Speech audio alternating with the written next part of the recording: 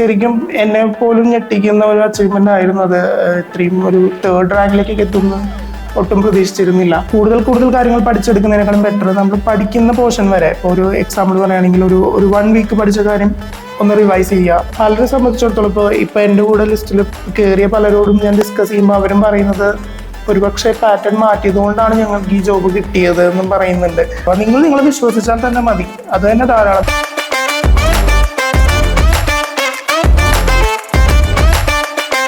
ഏവർക്കും അഡ്വോക്ക് ലേണിംഗിലേക്ക് സ്വാഗതം.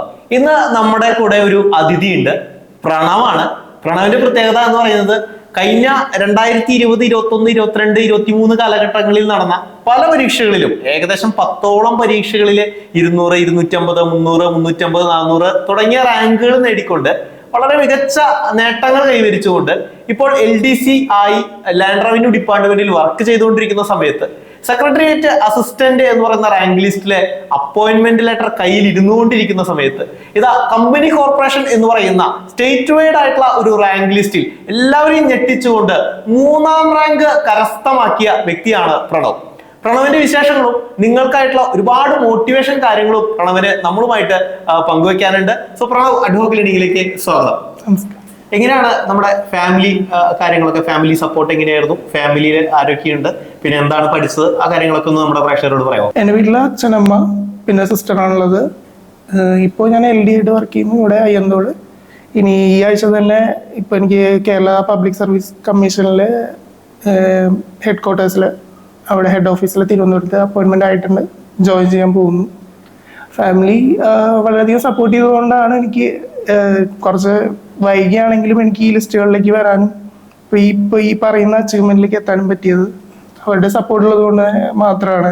സാധാരണയായിട്ട് കുറെ നാളുകളായിട്ട് പ്രിപ്പയർ ചെയ്യുമ്പോൾ ഏകദേശം കുറച്ചധികം നാൾ പ്രിപ്പയർ ചെയ്തിട്ടുണ്ട് അല്ലേ? എത്ര നാൾ പ്രിപ്പയർ ചെയ്തു? എങ്ങനെയാണ് ഇതിലേക്ക് PSCയിലേക്കുള്ള വരവ് എങ്ങനെയായിരുന്നു? ഡിഗ്രി കാലഘട്ടം മുതൽ ശരിക്കും പറയുകയാണെങ്കിൽ ഒരു 18 വയസ്സ് മുതലൊക്കെ ഞാൻ PSC എക്സാംസ് എഴുതി തുടങ്ങുന്നുണ്ട്. ഒരു 2013 ആ കാലഘട്ടം മുതൽ. പക്ഷേ ശരിക്കും കോൺസെൻട്രേറ്റ് ചെയ്ത് പഠിച്ചെഴുതുന്നത് 2019 LD നോട്ടിഫിക്കേഷൻ മുതലാണ്. അതിനിടയ്ക്ക് പിന്നെ കോവിഡ് വന്നപ്പോൾ കുറച്ചും കൂടി അത് സമയം കിട്ടി, കുറച്ചധികം പ്രിപ്പയർ ചെയ്യാൻ പറ്റി. ഒരുപാട് എക്സാംസ് അടുത്തടുത്ത് വന്നു. അപ്പോൾ അതിനനുസരിച്ച് ഇത്രയും ലിസ്റ്റുകളിൽ വന്നു. ആദ്യത്തെ റാങ്ക് ലിസ്റ്റുകളിലൊക്കെ വരുമ്പോൾ നമുക്ക് 200, 300, 400 ആയിരുന്നല്ലോ വന്നിട്ടുണ്ടായിരുന്നത്. അപ്പോൾ നമുക്ക് കുറച്ചാണ് കാത്തിരിക്കേണ്ടി വന്നു അല്ലെ? ഓരോ അഡ്വൈസുകൾ വന്ന് നമ്മുടെ അഡ്വൈസ് ആവാൻ വേണ്ടി കാത്തിരിക്കേണ്ട ഒരു സാഹചര്യം വന്നു. പക്ഷേ ഈ കമ്പനി കോർപ്പറേഷന്റെ റാങ്ക് ലിസ്റ്റ് വന്നപ്പോൾ 3ാം റാങ്ക്, ഒരു സ്റ്റേറ്റ് വൈഡ് പോലുള്ള ഒരു റാങ്ക് ലിസ്റ്റിൽ 3ാം റാങ്ക് ലഭിച്ചു. എങ്ങനെയാണ് അതിനെ നമ്മൾ നോക്കിക്കാണുന്നത്? ഈ പറയും പോലെ തന്നെ ഇപ്പൊ LD ലിസ്റ്റിലായാലും എനിക്ക് 277 ആയിരുന്നു. പിന്നെ ആ ടൈമിൽ വന്ന 2-3 ലിസ്റ്റുകളിലൊക്കെ എനിക്ക് ഏകദേശം 200 റേഞ്ചിൽ തന്നെയായിരുന്നു. അത് കഴിഞ്ഞ് ഈ LD അഡ്വൈസ് ആവുന്ന സമയത്താണ് ഈ കമ്പനി ബോർഡ് വരുന്നത്. അപ്പോൾ അതിൽ ഒട്ടും എക്സ്പെക്ട് ചെയ്തിരുന്നില്ല അതിലേക്ക് എത്താൻ പറ്റുമോ, നമുക്കറിയില്ല കോമ്പറ്റീഷൻ എങ്ങനെയാണ് എന്നുള്ളത്. ഞാൻ എൻ്റെ രീതിയിലുള്ളൊരു പ്രിപ്പറേഷൻ തന്നെയാണ് ഇപ്പോൾ ഈ LD ലിസ്റ്റിന് വേണ്ടിയിട്ടാണെങ്കിലും കമ്പനി ബോർഡ് എക്സാമിന് വേണ്ടിയിട്ടാണെങ്കിലും ഞാൻ എൻ്റെ പ്രിപ്പറേഷനിൽ മാത്രമേ കോൺസെൻട്രേറ്റ് ചെയ്തിരുന്നുള്ളൂ. അപ്പോൾ ശരിക്കും എന്നെ പോലും ഞെട്ടിക്കുന്ന ഒരു അച്ചീവ്മെന്റ് ആയിരുന്നു അത്. ഇത്രയും ഒരു 3rd റാങ്കിലേക്കൊക്കെ എത്തുന്നു ഒട്ടും പ്രതീക്ഷിച്ചിരുന്നില്ല. എൻ്റെ കേസിൽ ഞാനൊരു എക്സാം കഴിഞ്ഞു കഴിഞ്ഞാൽ നോക്കും, ക്വസ്റ്റ്യൻസിലൂടെ കടന്നു പോകും. ആൻസർ ഞാൻ എഴുതിയത് അല്ലെങ്കിൽ ഞാൻ ഉപയോഗിച്ച ലോജിക് അല്ലെങ്കിൽ എൻ്റെ പ്രിപ്പറേഷൻ എത്രത്തോളം വേർത്തായി എന്നുള്ളത് ഞാൻ ചെക്ക് ചെയ്യാറുണ്ടെങ്കിൽ പോലും എൻ്റെ റാങ്ക് എത്ര വരാൻ ചാൻസ് ഉണ്ട് അല്ലെങ്കിൽ ബാക്കിയുള്ളവരൊക്കെ എത്ര മാർക്ക് കിട്ടിയിട്ടുണ്ട്, അപ്പോൾ അത് വെച്ച് എൻ്റെ കമ്പയർ ചെയ്യുമ്പോൾ അതുകൊണ്ട് ഒരിക്കലും ഞാൻ എക്സ്പെക്ട് ചെയ്തിരുന്നില്ല അത്രയും ഒരു 3rd റാങ്കിലേക്കൊക്കെ എത്താൻ പറ്റും എന്നുള്ളത് ഒട്ടും എക്സ്പെക്ട് ചെയ്തിരുന്നില്ല. വളരെയധികം ആശ്ചര്യപ്പെട്ടു പോയി. ശരിക്കും പറയുകയാണെങ്കിൽ ഭയങ്കര ഷോക്കിംഗ് ആയിരുന്നു. ആദ്യത്തെ റാങ്ക് ലിസ്റ്റ് ഒന്നും എനിക്ക് തോന്നുന്നു ജോലിയിലേക്ക് എത്താൻ പറ്റിയില്ല, അഡ്വൈസ് തന്നെ കിട്ടിയില്ല. പക്ഷെ പിന്നെയും ഇരുന്ന് പഠിക്കാനുള്ളൊരു മോട്ടിവേഷൻ ഉണ്ടായില്ലേ? വീണ്ടും വീണ്ടും കുത്തിയിരുന്ന് പഠിച്ച് അല്ലെ? ആ ഒരു കൺസിസ്റ്റൻസി ആയിരിക്കാം ഈ 3ാം റാങ്കിലേക്ക് എത്തിച്ചത് അല്ലെ? അതിനെ കുറിച്ച് എന്താ പറയാനുള്ളത്? ഉറപ്പായിട്ടും അങ്ങനെ തന്നെയാണ്. ഇപ്പൊ എന്റെ കേസിൽ പോലും ഞാൻ ആദ്യമായിട്ട് വരുന്ന ലിസ്റ്റ് LD അല്ല, ഒരു 2019 വരുന്നത് ഒരു ഡയറി ഫാം ഇൻസ്ട്രക്ടർ എന്ന് പറയുന്ന ലിസ്റ്റിലാണ്. അതിലും എനിക്കൊരു 200 റേഞ്ചാണ്, 230 ആയിരുന്നു. എനിക്കത് എത്താൻ പറ്റിയില്ല. ലിസ്റ്റിന്റെ കാലാവധി കഴിഞ്ഞ് അതിനുശേഷമാണ് ഞാൻ LD എക്സാമിന് വേണ്ടി പ്രിപ്പയർ ചെയ്യാൻ പോലും തുടങ്ങിയത്. അപ്പോൾ ഒരുപക്ഷെ അന്ന് അത് അവിടെ വെച്ച് സ്റ്റോപ്പ് ചെയ്തിരുന്നെങ്കിൽ, ഒരു ലിസ്റ്റിൽ കിട്ടിയിട്ടും എനിക്ക് അത് അച്ചീവ്മെന്റിലേക്ക് എത്താൻ പറ്റിയില്ല എന്ന് പറഞ്ഞ് ഞാൻ അവിടെ സ്റ്റോപ്പ് ചെയ്തിരുന്നെങ്കിൽ അല്ലെങ്കിൽ PSC പ്രിപ്പറേഷൻസ് ഒന്നും വേണ്ട, ഇനി ഒരു എക്സാംസ് എഴുതണ്ടെന്ന് വിചാരിച്ചിരുന്നെങ്കിൽ എനിക്കിപ്പോൾ ഈ ലെവലിലേക്ക് എത്താൻ പറ്റും. അല്ലെങ്കിൽ ഈ പറയുന്ന പോലെ ഒരു 3rd റാങ്കിലേക്കോ അല്ലെങ്കിൽ ഈ പറയുന്ന ജോബിലേക്ക് പോലും LD ക്ലർക്ക് ആണെങ്കിൽ ഇപ്പം അല്ലെങ്കിൽ ഇപ്പോൾ ജോയിൻ ചെയ്യാൻ പോകുന്ന PSC അവിടേക്ക് എത്താൻ പറ്റുന്നുണ്ടാവില്ല. പഠിച്ചുകൊണ്ടിരിക്കുന്ന സമയത്ത് നമുക്ക് ഏറ്റവും ടഫ് ആയിട്ടുള്ള സബ്ജക്ട് ഏതായിരുന്നു, അതിനെ നമ്മൾ എങ്ങനെ ടാക്കിൾ ചെയ്തെടുത്തു? അതുപോലെ തന്നെ ഏറ്റവും ഈസിയസ്റ്റ് ആയിട്ട് സബ്ജക്റ്റ് ആയിട്ട് തോന്നിയത് ഏതാണ്, അതിനെ കുറിച്ചൊന്ന് പറയാമോ? എന്നെ സംബന്ധിച്ചിടത്തോളം എനിക്ക് ബുദ്ധിമുട്ടായിട്ട് തോന്നിയിട്ടുള്ളത് മാത്സ് ആണ്. അതിന് കുറച്ചും കൂടി ലോജിക്കൽ മൈൻഡ് കുറച്ച് കുറവായിട്ടുള്ള അതുകൊണ്ടാണെന്ന് തോന്നുന്നു. മാത്സ് എന്നെ സംബന്ധിച്ചിടത്തോളം കുറച്ച് ബുദ്ധിമുട്ടായിരുന്നു. അപ്പോൾ ഈസി എന്ന് പറയുന്നത് മലയാളം, ഇംഗ്ലീഷ്, പിന്നെ കോൺസ്റ്റിറ്റ്യൂഷൻ, ജോഗ്രഫി, ഇതൊക്കെ എൻ്റെ സ്ട്രോങ് പോയിന്റ്സ് ആണ്, അല്ലെങ്കിൽ എൻ്റെ ഒരു സ്ട്രോങ് ഏരിയ ആണ്. മാത്സ് കുറച്ച് ബുദ്ധിമുട്ടായിരുന്നു. അത് ഞാൻ എങ്ങനെ ടാക്കിൾ ചെയ്തതെന്ന് വെച്ച് കഴിഞ്ഞാൽ അതിനെ തന്നെ സ്പ്ലിറ്റ് ചെയ്തു. മാത്സിൽ തന്നെ ശരാശരി ഉണ്ട്, അല്ലെങ്കിൽ വർക്ക് ആൻഡ് ടൈം ഉണ്ട്, ക്ലോക്ക് ഉണ്ട്, കലണ്ടർ ഉണ്ട്. അങ്ങനെ സ്പ്ലിറ്റ് ചെയ്തിട്ട് അതിൽ തന്നെ എനിക്ക് സ്ട്രോങ് ആയിട്ടുള്ള ഏരിയാസ് അതിൽ കൂടുതൽ കോൺസെൻട്രേറ്റ് ചെയ്തിട്ട്. ഇപ്പോൾ കലണ്ടറൊക്കെ എനിക്ക് കുറച്ച് ബുദ്ധിമുട്ടാണ്, അതിൻ്റെ ഒരു ലോജിക് കിട്ടാൻ വേണ്ടിയിട്ട് കുറച്ച് ബുദ്ധിമുട്ടാണ്. അപ്പോൾ അതിലേക്ക് അത്ര കോൺസെൻട്രേറ്റ് ചെയ്യാതെ ഇപ്പോൾ ശരാശരി അല്ലെങ്കിൽ ക്ലോക്ക്, അങ്ങനത്തെ മെൻ്റൽ എബിലിറ്റിയിലെ ചില പോർഷൻസ് ഒക്കെ, മെൻ്റൽ എബിലിറ്റിയിൽ തന്നെ ചില ഈ ലെറ്റേഴ്സ് വരുന്ന ചില പ്രോബ്ലംസ് ഒക്കെ എനിക്ക് ബുദ്ധിമുട്ടാണ്. അപ്പോൾ അങ്ങനത്തെ അല്ലാത്ത ഏരിയാസ് അങ്ങനെ സ്പ്ലിറ്റ് ചെയ്തിട്ട് അതിൽ തന്നെ കൂടുതൽ എവിടെയാണ് എൻ്റെ സ്ട്രോങ് എന്ന് കണ്ടുപിടിച്ച് അതിൽ കൂടുതൽ വർക്കൗട്ട് ചെയ്ത്, ബാക്കിയുള്ള ഏരിയാസ് നോക്കിയിട്ടില്ല എന്നുള്ളതല്ല, നോക്കിയിട്ടുണ്ടായിരുന്നുവെങ്കിലും കൂടുതൽ ടൈം ഉറപ്പുള്ള സംഭവത്തിൽ അധികം സമയം സ്പെൻഡ് ചെയ്തിട്ടില്ല. അപ്പൊ ആ ടൈം മാനേജ്മെന്റ് നമുക്ക് അങ്ങനെ ചെയ്യാൻ പറ്റും. നമ്മൾ റിവിഷൻ ഒക്കെ എങ്ങനെയായിരുന്നു, റിവിഷൻ നടത്തുന്ന മെത്തേഡ് ഒക്കെ എങ്ങനെയായിരുന്നു? എനിക്ക് തോന്നിയിട്ടില്ല എന്താണെന്ന് വെച്ച് കഴിഞ്ഞാൽ നമ്മൾ കൂടുതൽ കാര്യങ്ങൾ പഠിച്ചെടുക്കുന്നതിനേക്കാളും ബെറ്റർ നമ്മൾ പഠിക്കുന്ന പോർഷൻ വരെ, ഇപ്പോൾ ഒരു എക്സാമ്പിൾ പറയുകയാണെങ്കിൽ ഒരു 1 വീക്ക് പഠിച്ച കാര്യം ഒന്ന് റിവൈസ് ചെയ്യുക, അങ്ങനെയൊക്കെ. അപ്പോൾ നോർമലി ഇപ്പോൾ അഡ്ഹോക്കിലൊക്കെ ചെയ്യുന്ന പോലെ അങ്ങനെ തന്നെയാണെന്ന് തോന്നുന്നു. ഓരോ ആഴ്ചയിലെയും പോർഷൻസ് അല്ലെ, വീക്ക്ലി റിവിഷൻ, മന്ത്ലി റിവിഷൻ, ആ ഒരു ബേസിസിലാണ് പോയിക്കൊണ്ടിരിക്കുന്നത്. Daily, weekly, monthly 3 type of revision.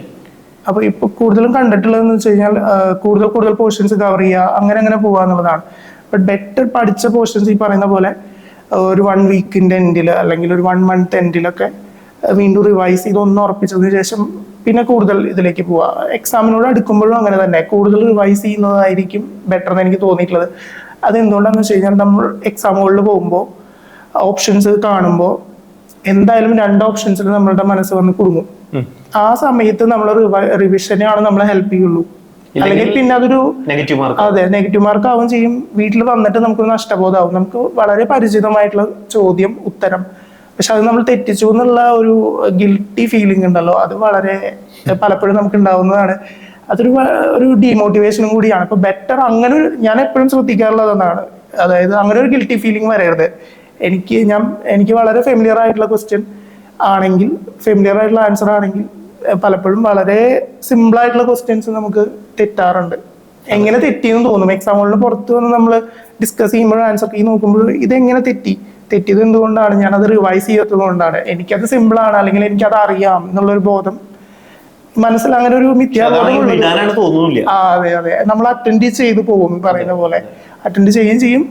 അത് തെറ്റി കഴിയുമ്പോൾ ഒരു ഗിൽറ്റി ഫീലിംഗ്. തെറ്റുന്നത് ഉറപ്പായിട്ടും റിവിഷൻ ഇല്ലാത്തത് കൊണ്ടും നമ്മളത് സിമ്പിളാണ്, നമുക്കത് അറിയാം എന്നുള്ള ഒരു മിഥ്യാബോധം. ഇതെനിക്കറിയാം, പിന്നെ നോക്കേണ്ട ആവശ്യമില്ലല്ലോ എന്നുള്ള പോലെ നമ്മൾ കൂടുതൽ കോംപ്ലക്സ് ആയിട്ടുള്ള അല്ലെങ്കിൽ ഭാഗത്തേക്ക് പോകും. അതിന് ചിലപ്പോൾ ക്വസ്റ്റ്യൻസ് ചോദിച്ചാൽ അതും ചിലപ്പോൾ നമ്മൾ തെറ്റിക്കും.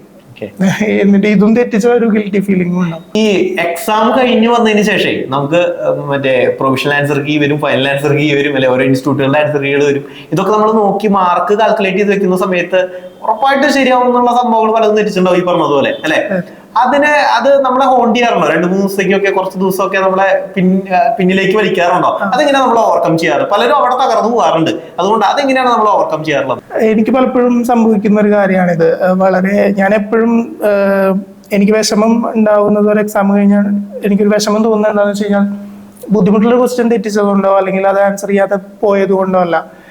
വളരെ സിമ്പിൾ ആയിട്ടുള്ള അല്ലെങ്കിൽ എനിക്ക് പരിചയമുള്ള ഒരു ക്വസ്റ്റ്യൻ തെറ്റിച്ചു കഴിഞ്ഞാൽ അത് ഭയങ്കര ബുദ്ധിമുട്ടാണ്. കുറേ നാളത്തേക്ക് നമ്മൾ പഠിച്ചതാണല്ലോ, എന്തുകൊണ്ട് ഞാൻ തെറ്റിച്ചു എന്നുള്ളൊരു ഫീലിംഗ് ഉണ്ടാവും. അങ്ങനെ വരുമ്പോൾ പിന്നെ ഞാനത് ഈ പറഞ്ഞ പോലെ ഡീമോട്ടിവേഷൻ ഉണ്ടാവും, അല്ലെങ്കിൽ നമുക്കൊരു ബുദ്ധിമുട്ടുണ്ടാവും. അത് നമ്മൾ അങ്ങനെ ഓവർകം ചെയ്യേണ്ടതെന്ന് വെച്ച് കഴിഞ്ഞാൽ നമ്മളവിടെ ഇനി അത് തെറ്റില്ല, ഒരിക്കൽ തെറ്റിയത് കൊണ്ട് തന്നെ നമ്മളുടെ മനസ്സിൽ അത് പതിഞ്ഞിട്ടുണ്ട്. അപ്പോൾ അടുത്ത എക്സാമിന് അത് നമ്മൾ ആ പോർഷൻ അല്ലെങ്കിൽ നമുക്ക് ആ തെറ്റ് പറ്റില്ല എന്നുള്ള ഒരു കാര്യം ഉണ്ടല്ലോ, അത് വെച്ച് നമ്മളത് ഓവർകം ചെയ്യും. അല്ലെങ്കിൽ അത് അങ്ങനെയാണ് ചെയ്യേണ്ടത്. നമ്മൾ ഡിമോട്ടിവേഷൻ വരുന്ന സന്ദർഭങ്ങളിലൊക്കെ അങ്ങനെ തന്നെയാണ് നമ്മൾ മുന്നോട്ട് വരേണ്ടത്. അതെ, എന്നാൽ മാത്രമേ ഇതുപോലുള്ള വലിയ എത്തിച്ചേരാൻ പറ്റുള്ളൂ. സ്റ്റേറ്റ്മെന്റ് ടൈപ്പ് ക്വസ്റ്റ്യൻസ് വന്നു ഒരുപാട്. NCERT SCERT ഒരു ബന്ധങ്ങൾ വന്നു തുടങ്ങി. ചില ദിവസം ചില എക്സാമ്പിൾ PSC SCERT എന്നാണ് ക്വസ്റ്റൻ ഇട്ടെങ്കിൽ അടുത്ത എക്സാം വരുമ്പോൾ ചിലപ്പോൾ NCERT എന്നായിരിക്കും. ചിലപ്പോൾ അടുത്ത പ്രാവശ്യം എക്സാം എടുപ്പോൾ ഇതൊന്നും അല്ലാത്ത വേറെ ഏതെങ്കിലും പുസ്തകത്തിൽ നിന്നായിരിക്കും ക്വസ്റ്റ്യൻസ് വരുന്നത്. സോ ഈ പാറ്റേൺ ഓഫ് ക്വസ്റ്റ്യൻസ് ഇങ്ങനെ ചേഞ്ച് ചെയ്യുമ്പോൾ എന്താ നമുക്ക് ഫീൽ ചെയ്തിട്ടുള്ളത്? അതായത് എന്നെ സംബന്ധിച്ചിടത്തോളം ഞാൻ PG കഴിഞ്ഞ് കുറച്ച് നാൾ സിവിൽ സർവീസ് കോച്ചിങ് ചെയ്തിരുന്നു. അപ്പൊ അവിടെ നമുക്ക് അറിയാമായിരുന്നു അവിടുത്തെ ഈ മൾട്ടിപ്പിൾ സ്റ്റേറ്റ്മെന്റ് ക്വസ്റ്റ്യൻസ്, അത് ആ ഒരു പാറ്റേൺ ആണല്ലോ പിന്നെ PSC സ്വീകരിച്ചത് ഈ കോവിഡിന് ശേഷം. അപ്പോൾ അതിനെക്കുറിച്ച് എനിക്കൊരു ധാരണ ഉണ്ടായിരുന്നു. അതുകൊണ്ട് തന്നെ പെട്ടെന്ന് പാറ്റേൺ മാറിയപ്പോൾ അതൊരു ഷോക്കിംഗ് ആയിരുന്നില്ല. എന്നെ സംബന്ധിച്ചിടത്തോളം അത് വളരെ നന്നായി എന്നാണ് എനിക്കും ഫീൽ ചെയ്തിട്ടുള്ളത്. ബെനിഫിറ്റ് ആയി. അതെ, മാറുന്ന കാലത്തിനനുസരിച്ച് കോമ്പറ്റീഷൻസും മാറുമ്പോൾ പലരെ സംബന്ധിച്ചിടത്തോളം ഇപ്പൊ എൻ്റെ കൂടെ ലിസ്റ്റിൽ കയറിയ പലരോടും ഞാൻ ഡിസ്കസ് ചെയ്യുമ്പോൾ അവരും പറയുന്നത് ഒരുപക്ഷെ പാറ്റേൺ മാറ്റിയത് കൊണ്ടാണ് ഞങ്ങൾക്ക് ഈ ജോബ് കിട്ടിയത് എന്നും പറയുന്നുണ്ട്. അങ്ങനെ ഉണ്ട്, പാറ്റേൺ മാറ്റിയത് കൊണ്ട് ബുദ്ധിമുട്ടായി എന്ന് പറയുന്നതും ഉണ്ട്. പക്ഷെ മാറുന്ന പാറ്റേൺ അനുസരിച്ച് നമ്മൾ തന്നെ മാറ്റാണ് വേണ്ടത്. ഈ പറയുന്ന പോലെ അത് വളരെ നല്ല കാര്യമായിട്ടാണ് എനിക്ക് ഫീൽ ചെയ്തത്. ഒരുപക്ഷെ ഞാൻ ഈ ലിസ്റ്റുകളിൽ വരാൻ കാരണം ആ പാറ്റേണിലുള്ള ചേഞ്ച് ആണ്. പിന്നെ അതൊരു ചേഞ്ച് ആയിട്ടും പറയാൻ പറ്റില്ല. ഇപ്പൊ UPSC ലെവൽ ഓഫ് ആ ഒരു പാറ്റേൺ സ്വീകരിച്ചുവെങ്കിലും UPSC ലെവൽ ഓഫ് ക്വസ്റ്റ്യൻസ് അല്ല PSCയിൽ ചോദിക്കുന്നത്. പണ്ട് ഒരു 4 ക്വസ്റ്റ്യൻ ആയിട്ട് ചോദിച്ചിരുന്നത് ഇപ്പൊ ഒറ്റ ക്വസ്റ്റ്യൻ ആയി, അത്രയേ ഉള്ളൂ. അത് സെന്റൻസ് ആയി, അത്രയേ ഉള്ളൂ. ഈ കോച്ചിങ്ങിന് പോണതിനെ കുറിച്ച് എന്താ അഭിപ്രായം? അതായത് ഓഫ്ലൈൻ കോച്ചിങ് ആണോ അതോ ഓൺലൈൻ കോച്ചിങ് ആണോ, അത് ഒറ്റയ്ക്ക് പഠിച്ചാൽ മതിയോ? എന്താണ് പ്രണവിന് ഫീൽ ചെയ്തിട്ടുള്ളത്? എന്താ PSCയിൽ ഞാൻ പ്രത്യേകിച്ച് ഒരു കോച്ചിങ് അറ്റൻഡ് ചെയ്തിട്ടില്ല. സിവിൽ സർവീസ് കോച്ചിങ് ചെയ്തിട്ടുണ്ട്, ഏകദേശം ഒരു 1.5 വർഷത്തോളം ചെയ്തിട്ടുണ്ടെങ്കിലും PSCയിലേക്ക് ഞാൻ അങ്ങനെ കോച്ചിങ് ഒന്നും ചെയ്തിട്ടില്ല. പക്ഷെ അതൊരു ബേസ് ആണ്, സിവിൽ സർവീസ് കോച്ചിങ് ബേസ് ആണ്. എന്നെ ഇപ്പോൾ ഒരു പുതിയതായിട്ട് ഇപ്പോൾ എക്സാം PSC എന്താണെന്ന് അറിയില്ല, ആദ്യമായിട്ട് ഒരു എക്സാം അറ്റൻഡ് ചെയ്യാൻ പോകുന്ന ഒരാളെ സംബന്ധിച്ച് കറക്റ്റായിട്ടൊരു എന്താ പറയുക, ഏത് വഴി മൂവ് ചെയ്യണം, ഏത് സ്ട്രാറ്റജി മനസ്സിലാക്കാനും അതെ ഒരു എങ്ങനെ വേ ഓഫ് സ്റ്റഡി അതൊക്കെ ഒരു രൂപീകരിച്ച് വരാൻ ഉറപ്പായിട്ടും ഒരു സപ്പോർട്ട് വേണം, ഒരു മെന്റർ വേണം. അല്ലെങ്കിൽ ഒരു കോച്ചിങ് അറ്റൻഡ് ചെയ്യുന്നത് എപ്പോഴും ബെനിഫിറ്റ് ആയിരിക്കും. ഈവൻ ഇല്ലാതെയും പഠിക്കാം, പക്ഷെ ഇതൊരു ബെനിഫിറ്റ് ആയിരിക്കും. ഓൺലൈൻ ഓഫ്ലൈൻ എന്നുള്ള രീതിയിലുള്ള ഒരു ഡൗട്ട് കുട്ടികൾക്കുണ്ട്. അതിനെ കുറിച്ച് എന്താ അഭിപ്രായം? ഇപ്പോഴത്തെ ഒരു വേ ഓഫ് ഇതെന്താന്ന് വെച്ച് കഴിഞ്ഞാൽ നമ്മളിപ്പോ വീട്ടിലിരുന്ന് കുത്തിയിരുന്ന് പഠിക്കുന്നത് ഹാർഡ് വർക്ക് വേണം, ബട്ട് ബെറ്റർ സ്മാർട്ട് വർക്കാണ് നല്ലത്. അപ്പോൾ എന്നെ സംബന്ധിച്ച് എനിക്ക് തോന്നുന്നത് എന്താണെന്ന് വെച്ച് കഴിഞ്ഞാൽ ഇപ്പോൾ ഒരു പാർട്ട് ടൈം വർക്ക് ചെയ്യുന്ന ഒരാളാണെങ്കിലും ഒക്കെ ഓൺലൈനാണ് എപ്പോഴും കുറച്ചും കൂടി കൺവീനിയൻ്റ് എന്ന് തോന്നുന്നു. ഈ ഡിജിറ്റൽ വേൾഡിൽ കുറച്ചും കൂടി നല്ലത് അതാണെന്നാണ് എനിക്ക് തോന്നുന്നത്. ഇപ്പം ഞാനാണെങ്കിലും പല ക്ലാസ്സസും അറ്റൻഡ് ചെയ്തിട്ടുണ്ട്, ഓൺലൈൻ മെറ്റീരിയൽസ് ഒക്കെ കവർ ചെയ്തിട്ടുണ്ട്. കോച്ചിങ്ങിൻ്റെ കേസിലും ഓൺലൈൻ ആയിരിക്കും കുറച്ചും കൂടി ബെറ്റർ എന്ന് തോന്നുന്നു. ഓഫ്ലൈൻ കോച്ചിങ് ഇപ്പോൾ 100% അതിൽ ഡെഡിക്കേറ്റഡ് ആയിട്ട് വർക്ക് ചെയ്യാൻ താല്പര്യമുള്ളവർക്ക് ഓഫ്ലൈൻ ഓക്കെയാണ്, ബട്ട് ഓൺലൈൻ ആയിരിക്കും കുറച്ചും കൂടി കൺവീനിയൻറ്റ് തോന്നുന്നു. അതെ നമുക്ക് കുറച്ചും കൂടിയും കാര്യങ്ങൾ മാനേജ് ചെയ്ത് കൊണ്ടുപോകാനും ടൈം മാനേജ്മെന്റിനും ഒക്കെ ബെറ്റർ ഓൺലൈൻ ആയിരിക്കും, ചെയ്യുന്നതായിരിക്കും. ഇനി നിങ്ങൾക്കുള്ള ചോദ്യമാണ്, ഇപ്പോൾ പഠിച്ചുകൊണ്ടിരിക്കുന്ന ആൾക്കാർ, അത് ചിലപ്പോൾ വർഷങ്ങളായിട്ട് പഠിക്കുന്നവരുണ്ടാവാം, ചിലപ്പോൾ ജസ്റ്റ് സ്റ്റാർട്ട് ചെയ്തിട്ടുള്ളവരുണ്ടാവാം, അവർക്ക് ഒരുപാട് ഡൗട്ടുകൾ ഉണ്ടാവാം. എങ്ങനെയാണ് ഇത് മുന്നോട്ട് കൊണ്ടുപോകേണ്ടത് എന്നുള്ളത് അവരോട് എന്ത് മോട്ടിവേഷനാണ് അവർക്ക് കൊടുക്കാനുള്ളത്? എനിക്ക് പറയാനുള്ളത്, നിങ്ങൾ എപ്പോഴും നിങ്ങളുടെ ആ ലക്ഷ്യത്തിൽ ഫോക്കസ്ഡ് ആയിരിക്കുക. നിങ്ങൾ നിങ്ങളെ വിശ്വസിക്കുക. ഇപ്പൊ നമ്മളുടെ ചുറ്റും പല രീതിയിൽ നമ്മളെ ഡൈവേർട്ട് ചെയ്യാനുള്ള കാര്യങ്ങളുണ്ടാവും. എസ്പെഷ്യലി ഭയങ്കരമായിട്ട് മെന്റൽ പവർ ഡെവലപ്പ് ചെയ്യുക എന്നുള്ളതാണ്.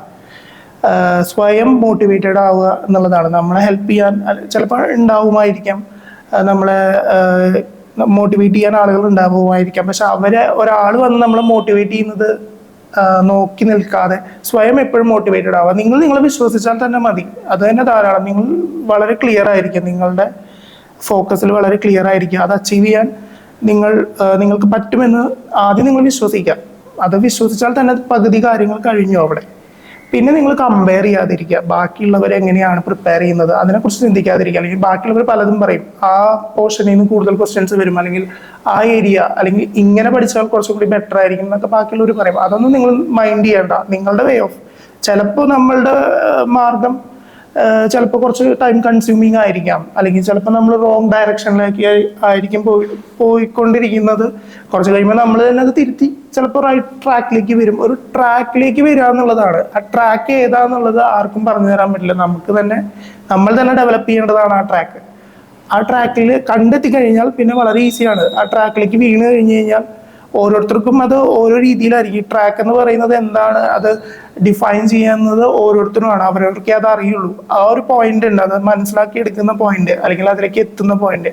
ആ ട്രാക്കിൽ എത്തിക്കഴിഞ്ഞ് കഴിഞ്ഞാൽ പിന്നെ അത് ഈസിയാണെന്ന് എനിക്ക് തോന്നുന്നത്. ആ ട്രാക്ക് നമ്മൾ മനസ്സിലാക്കി കഴിഞ്ഞാൽ, ഞാനും ആ PSC എന്ന് പറയുന്ന ആ എക്സാമും അതിൻ്റെ അത് തമ്മിൽ എന്താ പറയുക, റെസൊണേറ്റ് ചെയ്ത് കഴിഞ്ഞാൽ പിന്നെ ഈസിയാണ്, കാര്യങ്ങൾ ഈസിയാണ്. ഇനി നമ്മൾ മോട്ടിവേറ്റഡ് ആയി നമ്മൾ ലിസ്റ്റിൽ വരും.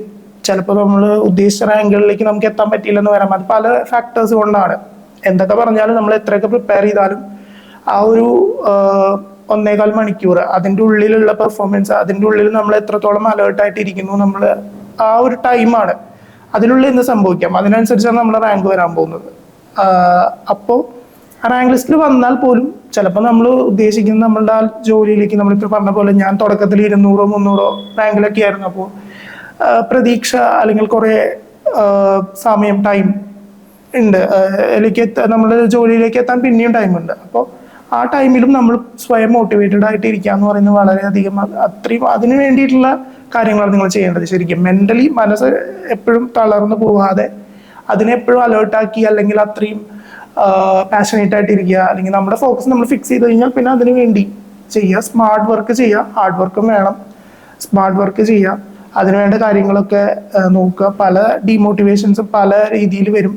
ബട്ട് നമ്മളുടെ കാര്യത്തിൽ നമ്മൾ വളരെ ക്ലിയർ ആണെങ്കിൽ പിന്നെ വേറെ ഒന്നും നോക്കാനില്ല. സ്വയം മോട്ടിവേറ്റഡ് ആവാൻ വേണ്ടി എന്തൊക്കെ ചെയ്യാൻ പറ്റുമോ അതൊക്കെ ചെയ്യാം, അങ്ങനെ ഇരിക്കുക. അതാണ്.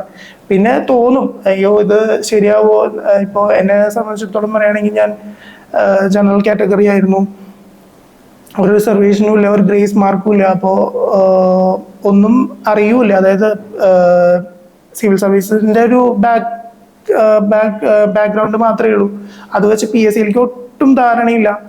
അത് വെച്ചിട്ടും ഇത്രയും കാര്യങ്ങൾ, പിന്നെ പല ഡീമോട്ടിവേറ്റഡ് ആയിട്ടുള്ള ഫാക്ടേഴ്സ് ഉണ്ടായിരുന്നു എനിക്ക് ചുറ്റും. അതിനെയൊക്കെ ഞാൻ ഓവർകം ചെയ്ത് സ്വയം മോട്ടിവേറ്റഡ് ആയിട്ട് ഇരുന്നിട്ട് തന്നെയാണ്. അതുപോലെ തന്നെ അതിന് ഹെൽപ്ഫുൾ ആയിട്ടുണ്ടായിരുന്നത് ഇപ്പോൾ ഈ പറയുന്ന പോലെ പല മെന്റേഴ്സ് ഉണ്ടാവും നമ്മളെ ഹെൽപ്പ് ചെയ്യാൻ വേണ്ടിയിട്ട്. ചില സന്ദർഭങ്ങളിൽ നമുക്ക് അങ്ങനെ ഇരിക്കാനും പറ്റില്ല, മറ്റുള്ളവരുടെ ഹെൽപ്പും വേണം. എങ്കിലും നിങ്ങൾ സ്വയം ബിലീവ് യുവർ സെൽഫ്. അതാണ് ഏറ്റവും എനിക്ക് പറയാനുള്ള ഒരു പോയിന്റ്. നിങ്ങളെ വിശ്വസിക്കുക. അതുണ്ടെങ്കിൽ തന്നെ ബാക്കിയൊക്കെ അതിൻ്റെ ഒപ്പം വരും. അത്രയാണ് എനിക്ക് പറയാനുള്ളത്. അപ്പോ പ്രണവിന്റെ വാക്കുകളിൽ വളരെയധികം കൃത്യമായിട്ട് പറയുന്നുണ്ട്. നമ്മുടെ വിശ്വാസം തന്നെ, മറ്റുള്ളവരെ കമ്പയർ ചെയ്യേണ്ട ആവശ്യമില്ല. പ്രണവ് പറഞ്ഞതുപോലെ ജനറൽ കാറ്റഗറി ആയിരുന്നു, അതുപോലെ മറ്റ് ഗ്രേസ് മാർക്കുകളില്ല. പലരും പറയുന്നൊരു കാര്യമുണ്ട്, ഈ ഗ്രേസ് മാർക്ക് കിട്ടിയിട്ടാണ്, അല്ലെങ്കിൽ ഞാൻ റിസർവേഷൻ ഇല്ലാത്തതുകൊണ്ട് എനിക്ക് കിട്ടണില്ല, അങ്ങനെയുള്ള കുറെ കമ്പാരിസൺസ് പലരും നടത്തുന്നുണ്ട്. പക്ഷെ നമ്മളെ വിശ്വസിച്ചുകൊണ്ട് ഒരു ജോലി മതി, അല്ലെ, അതിനൊരു വേക്കൻസി മതി, അതിനുവേണ്ടി മാക്സിമം എഫേർട്ട് എടുക്കുക. മറ്റുള്ളവരെ കുറിച്ച് ചിന്തിക്കാതെ നമുക്ക് വേണ്ടിയിട്ടുള്ള ജോലിക്ക് വേണ്ടി പ്രിപ്പയർ ചെയ്യാൻ വേണ്ടിയിട്ട് മാക്സിമം ശ്രമിക്കുക. അങ്ങനെ ശ്രമിച്ച് എത്തിയിട്ടുള്ള ആളാണ് പ്രണവ്. അദ്ദേഹത്തിന്റെ ബാക്ക്ഗ്രൗണ്ടിൽ ഒരുപാട് നഷ്ടങ്ങളും കഷ്ടതകളുടെയും കഥകൾ പിന്നിലുണ്ട്. ഇതെല്ലാം സഹിച്ചുകൊണ്ട് കൺസിസ്റ്റന്റ് ആയിട്ട് നിന്നതിന്റെ റിസൾട്ടാണ് ഇന്ന് പ്രണവ് അനുഭവിക്കുന്നത്. ഇനിയും ഉയരങ്ങളിലേക്ക് എത്താൻ സാധിക്കട്ടെ. ഇതൊരു PSC എന്ന് പറയുന്നതോ, അല്ലെങ്കിൽ PSC ഡിപ്പാർട്ട്മെന്റിൽ ജോലി നേടുക എന്നുള്ളതോ, അല്ലെങ്കിൽ കമ്പനി കോർപ്പറേഷൻ അസിസ്റ്റന്റ് 3ാം റാങ്ക് എന്നുള്ളതിനേക്കാൾ ഉപരി താങ്കൾ ആഗ്രഹിച്ച പോലെയുള്ള സിവിൽ സർവീസ് പോലെയുള്ള മേഖലകളിലേക്ക് എത്താൻ ഇനിയും സാധിക്കട്ടെ എന്ന് ആശംസിച്ചുകൊണ്ട് നമുക്ക് നിർത്താം. Thank you.